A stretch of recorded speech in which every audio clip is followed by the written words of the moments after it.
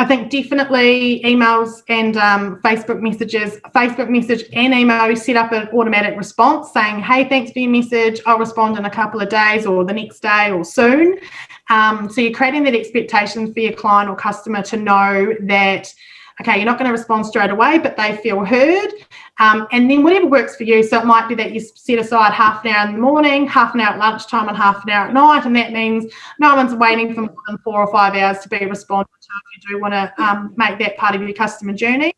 But also turning off your emails during the day when you are doing those other tasks, so stop the pop-ups is really important.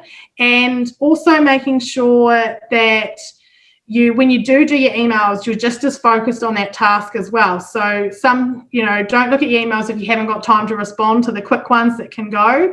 And then how you file your emails, those more complex ones that you need to follow up for later is really important as well.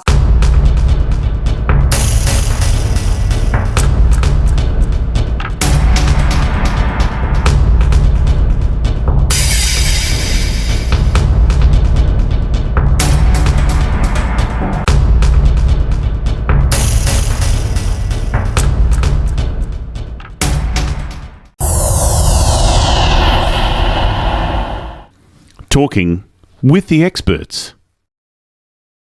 Hello and welcome to Talking with the Experts. My name's Rose Davidson from rosedavidson.com, and Talking with the Experts is about all things business by business owners for business owners, and you can find it on all good podcasting streams and on YouTube. And today my guest is Liz Fleming, and Liz is the efficiency coach. Essentially, she's a business mentor and an accountant who knows a thing or two about creating efficiencies in small businesses.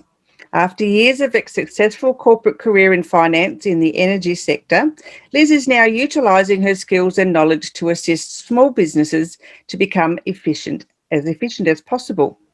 Liz has an eye for creating efficient ways for businesses to operate. How there are not enough hours in the day, well, you don't need to worry about that when Liz is around, because she's going to help you find those extra hours and make your time more efficient. Welcome, Liz. Thank you for having me. So tell me about how people can make their time and use it more efficiently without losing, productivity. I think the biggest thing around efficiency is knowing where you spend your time. When I start working with clients, I say, where you spend your time, how many hours, and they look at me blankly because they just go about their day, the next day, the week, the month, and they're not taking stock of where they're wasting time, things that they aren't so good at, trying to get things done, worrying about the cleaning of the house and all that stuff. So it's about, first thing is working out where you spend your time and whether that's the best use of your time with all the things that you want to get done in your day, in your week, with the resources, with your staff, with your family. So we always look at that first, and we also talk about what they want to be spending their time on. So people might be spending their time and they're busy, but they're not doing the things that they thought they'd be doing in their business. They're doing their bookkeeping and they hate computers. They just want to be growing the crop or producing the product. They don't want to do all that back end stuff. So then we work out, okay, where's the best place to either outsource or get someone else in, or just change some processes to make it more efficient so that they can free up that time for the stuff that they do enjoy doing in their business. Yeah, so I have heard that the old time management is now a misnomer and there's no such thing anymore. Yeah, I think it's about, I think my big thing for efficiency is the awareness, knowing how you spend your time and being able to put a time limit on your tasks that you're doing. And then with that comes the planning and the scheduling of when you're going to do everything. So, no, I think time management is even more critical as we get busier. There's more demands. There's still only 168 days in a week. It's only 24 hours in a day. We still have to sleep. We still have to eat. We still have to exercise. And unfortunately, for a lot of business owners, they're prioritising their business over all those other things. And then that causes issues around family and health, and just burnout and just not enjoying business, and definitely not how they saw themselves when they started their business in the first place, which is normally out of passion or a great skill that they wanted to take to the masses. So it's aligning their goals. But no, time management is more critical than ever. Okay, so how are ways that perhaps business owners can review their tasks in their business and more align it to their business goals? So one task I get my clients to do, which people look at me a bit strange when I ask them to do this, is carry around a piece of paper for a week, split up by the hours of the days, and writing down how they spend those hours. So are they on the phone? Are they in the shed? Are they in the car? Are they dropping off kids? Are they making dinner? All those things. And at the end of it, then they get a real picture of, I am spending 10 hours a week on invoices and I thought it was only 2. So there's no point asking people. You've actually got to go through the phases and just jot your tasks down simply on your phone or on a piece of paper for a week, and then take that as a bit of a typical week. And then you can use it in 2 ways. You can see where you're wasting time, where you might have pockets of time, but also being able to say, well, I spend 5 hours doing bookkeeping, so I'm going to outsource that for 4 hours or a certain cost, and then that'll free me up 5 hours to do some other stuff that needs to be done in the business. So then that links into how you're valuing your time, what your hourly rate is, and a lot of business owners will tell you that they're not even paying themselves anything. So it also makes them then think that they need to factor in their time into their product pricing and then everything they do. So it links in with knowing where they're spending the time in the first place, but doing that timetable for a week or a couple of weeks is really important and is the first step to knowing how to get efficiencies in your business. Yeah, there's a lady on, and I don't recall her name, but she advocates using a calendar every single day. She's got it's all color coded, and it's a time management calendar, and she will not start her day without it. It's she's got time slots for absolutely everything, like from eating lunch to email time and Facebook time and all that sort of stuff. So yeah, she's a real time focused person, and she won't be tracked on anything like that. I actually attended one of her trainings a few years ago, and it really opened my eyes to the efficiencies that you could make in your business just using that simple planner. It was quite, as I said, eye-opening, because I didn't realise I was wasting so much time doing stuff that really wasn't important. Definitely, yep. And that's, you can work out what you're spending your time on, but is it even a priority, or is it even something you need to be doing, or is it something that you can do less frequently, is really important. And you touched on the planner, and I think some people get scared of that because they go from no planning or no tracking to my number one tip for that is just to have one planner. Some people have a business planner or diary, they've got it on their phone, then they've got the kids' stuff on the fridge. And my big tip is have it one place. So everything gets put into whatever works for you, whether it's your paper diary, but then you're going to take that paper diary with you so that when you're out and about and you're booking a coffee with a friend or on the phone, it's in that diary. So you're not then trying to find your bits of paper and work out where am I supposed to be and losing time that way too. So I do have to coach my clients into tracking it, and your example seems very extreme, but I think people get to that when they realise the benefits of spending their time, and all of a sudden it's 6 o'clock and they're home for dinner and they're like, whoa, that didn't happen for a while. So there's all those great benefits that you can't put a value on, and that's really what we're aiming for. So how can people do the same, or do more with the same or less? So how can they, get more time in their day by doing more with the same amount of time, or even doing it in less time? So I think it's what you touched on before. It's around creating that focus. One way I do that, and this doesn't work for everybody, but is writing a to-do list. So having your piece of paper and reviewing that every day and updating it for what you didn't get done the day before. And I sometimes even start with a fresh piece of paper each day, take yesterday's list, what didn't get completed yesterday goes on today's list.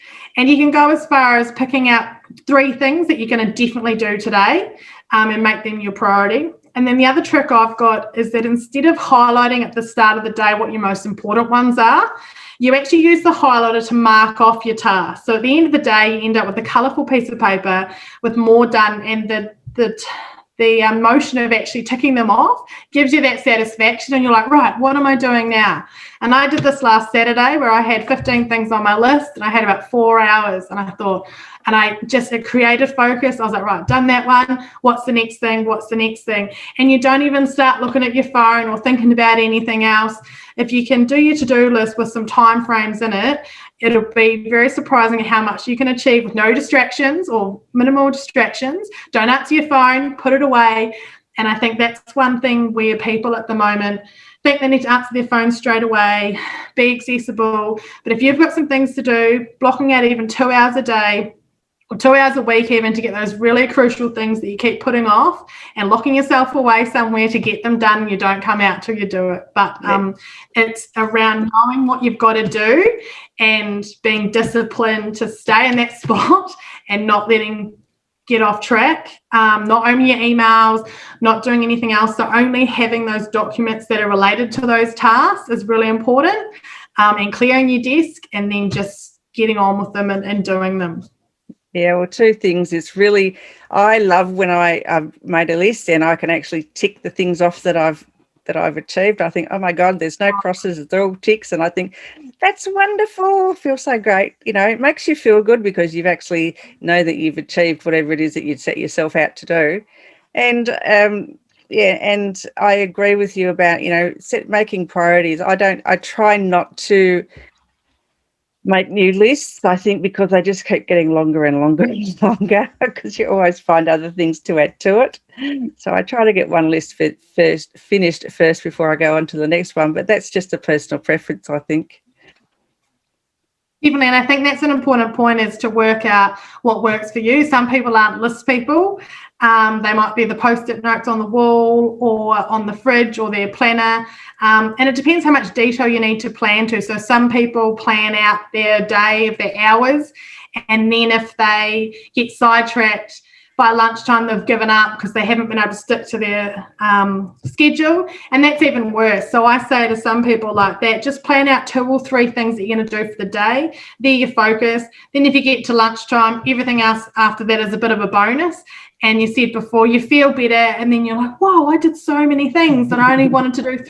So we always want to do more with less, and it is achievable, and it's not that drastic, and it just comes back to being aware of what you're spending your time on, how you're doing it, and just creating that focus. Yeah, so I guess tasks like emails, like answering your emails and your Facebook messages, business messages and stuff like that. Should you be setting time aside each day to do those, or, as you said, or just leave them be and just focus on one task at a time? So I think definitely emails and Facebook message and email, you set up an automatic response saying, hey, thanks for your message, I'll respond in a couple of days or the next day or soon. So you're creating that expectation for your client or customer to know that, okay, you're not going to respond straight away, but they feel heard. And then whatever works for you. So it might be that you set aside half an hour in the morning, half an hour at lunchtime, and half an hour at night. And that means no one's waiting for more than 4 or 5 hours to be responded to if you do want to make that part of your customer journey. But also turning off your emails during the day when you are doing those other tasks, so stop the pop-ups, is really important. And also making sure that when you do your emails, you're just as focused on that task as well. So don't look at your emails if you haven't got time to respond to the quick ones that can go. And then how you file your emails, that those more complex ones that you need to follow up for later is really important as well. So I have a bit of a rule: only sort out your emails once, complete, read, done, so that you're not flicking through them. And then also making sure that you file your emails in a logical way, so you're not scrolling through your inbox trying to find that email. So being organised with that is really important, but also making sure you recognise that just because someone sent an email late at night and you might still be up working, they don't feel like you need to respond. And this is something that I've found with a lot of clients, where they think someone's sent me a message, I need to respond straight away. And it's actually flipping that round. No, that person just sent that email because it was convenient to them. You respond when it's convenient to you, and giving yourself permission that, yes, I'll respond to that first thing in the morning or when it's my email time. So if you need to communicate that to your customers around setting those expectations, put that in a automatic out of office or an automatic response to your Facebook, and then they know, because then what you can get into wasting time at 11 o'clock at night, or when you're trying to cook dinner, you send one response and you think you've answered and that will be the end of it, and you're still texting these people 2 hours later and you still haven't made a sale, and then you've just wasted a whole lot of time, and then you've burnt dinner and things like that. So it's about giving yourself permission to, like, no, I'm going to respond when it's my Facebook time, and however that works for you. It might be 2 hours at night, might be outsourcing that, so getting someone else to even answer the questions. And also in Facebook, you can actually have questions, common questions come up and automatic answers. So if it's like, what's your website? It's already there and it's prompted. The other trick I've got for people that have a lot of messages come through Facebook at all hours, because everyone's on social media all the time, on your main business page, make sure that that blue button is not message us. So if you've got a website, refer it to the website. If you've got a shop, make sure that button is not message us. The message button's still there, but it's not quite so prominent and not quite so easy for them to, I'll just send a quick message, because it's not a quick message. And making sure you don't set that precedence that you are going to respond straight away, and that you're not engaging with them. If they can make the sale on your website, just refer them to the website rather than getting into dialogue about it. That's a really good. Lots of time. That's a really good tip. Yeah, I might change my Facebook page now. Yes. Yeah, because I think I've got 2 buttons on mine, but I think mine's message first. But yeah, I'll have a look. I can't remember. I guess It's too easy for them to, I'll just. Yeah, well, that's true. It is. Yeah, I'm guilty of doing that to other business owners or whatever, because I work quite late at night. So I think, oh my God, I've just thought of something. I need to send them a quick message, and yeah, it's sometimes it's just too easy. Which is fine, as long as the business owner doesn't think that they need to respond because you've sent the message. So it's that's correct, and you're not expecting a response. Being efficient with your time to say, I'll send that now while I remember, rather than writing on my to-do list and putting it on for a task for tomorrow. And that leads into another tip that I've got that's a well-known tip. It's a 2-minute rule. So if it's going to take less than 2 minutes, just do it now, because it'll take you more time to put it on your to-do list, to write an email to tell someone how to do it. And if it's less than that, just get some of those done. Just make sure that you're not doing 52-minute jobs all in one go and all of a sudden 2 hours has disappeared. So yeah. You did mention about your emails. Do you file yours in like little folders, or do you just leave them all in the inbox? I do a bit of both. So I do file the ones that may be a subscription or some FYI ones. My client ones I put into their client folders, which I normally file away sort of on a fortnightly basis. So again, scheduling some time to clean up your emails. And then also the other good habit is deleting emails that you've read that you don't need to do anything about. So really critically thinking, do I need to really keep this? If the answer is yes, file it away. If the answer is no, delete it and let it go. But again, that's personal preference. Some people like having them all in their inbox so they can easily search for them and not try and remember what folder they've put it into. And also a lot of people can get stressed out by seeing that they've got 50 unread emails. So again, going through what have you subscribed to, they might have had some offer on and now you're getting 10 emails a day. Go into that email and click unsubscribe. So once a month, I do review my email inbox to work out what ones I can unsubscribe to that are just clogging up my emails on a daily basis, which is just annoying. And, you signed up for them once for something and you got what. Yeah, I've started making that a habit too. I used to have like an inbox with like 700 emails in it, which I'd read, but I just left them sitting there and I hadn't filed them. But I mean, I've always been a filer, but some of them I thought, yeah, I'll just leave them there for later. And I'd either responded to them or they were just emails from a business that I'd subscribed to. And, so I ended up unsubscribing because really the emails didn't interest me any longer, and I had no need to be involved with that particular company. So, Yeah, definitely. And it's about letting go. If you then later on want to resubscribe, you can if you're missing them. But more often than not, if at the end of the month you've got all these unread messages, go through them. If they're all subscribed emails and things, unsubscribe because you're clearly not reading them because they're still in your unread. I've done that too. I've actually subscribed using 2 different email addresses, so I'm getting the same email at 2 addresses, and that is annoying. Another thing around that is if you do want to really take charge of that, is create a whole new email address for those subscribed ones, and then they're in a whole new inbox that you go in and check every now and again, but they're not clogging up your main email inbox. That's a good idea. That's a great tip.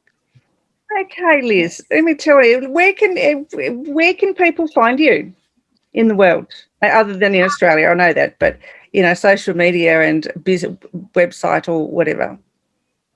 Yeah, so I'm on Facebook and Instagram under Liz Fleming the Efficiency Coach, and I've got a website www.theefficiencycoach.com.au. Perfect. And have you got any wonderful tips for us? I think the other one that I really like sharing, and maybe it's the accountant in me, is setting your own deadlines and creating a bit of internal pressure. So if you've got a whole list of stuff that you're like, oh, I'll do it one day, and it's not really important, but it does need to be done, set those deadlines. So if you've got a series of those tasks that could be done this week or next week, make some due on Friday or whatever day and some due next Friday, break it up. And then again, you get that sense of achievement. Oh, you've done those 3 and you might get some more done. But I find, and this is definitely how I work, if I don't have a deadline, I either create one or then someone will say, oh, have you done that? Oh, yes, I'll do it by tomorrow, and I'm scrambling to do it the night before. So now especially working for myself in my own business, setting client expectations as well as my own deadlines has been a real help to make sure that I can plan ahead, make sure I've got everything I need to meet those deadlines. And then also the client knows that's when they can expect that work, and so they're not following up with me as well. So it's a two-way street and saving time on both sides, but setting their own deadlines, even if they're fictitious, to make you do the work and stop that procrastination on social media or whatever, linked with your to-do list, can be a real winner for some people. Yeah, I've got 2 whiteboards sitting next to me. One's for all my appointments and everything, and the other one is like my big to-do list, that if I've got like major tasks that I need to do, and I actually set deadlines for those. So yeah, that really helps me heaps. So it's. And I think the other major tip is everything we've talked about today, is writing it down. A lot of people say, oh, it's all in my head. But you want to be able to physically, whether it's in your phone or on a piece of paper, tick that off and see it. And also perhaps even share it with people to say, this is what I'm going to do today, and create that accountability and check in with them, whether it's your partner or your boss or your colleague, to say, this is what I said I was going to do. This is what I've done. And then you can strive towards getting more done for the day. Absolutely. Yep. That's a great tip. Yeah. That's why I like my whiteboard.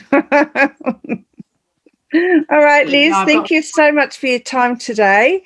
Is there anything else you wanted to add before we go today? No, I'd just like to say thank you so much for having me, and I look forward to working with more small business in Australia soon. All right, lovely. Thanks, Liz. Thank you.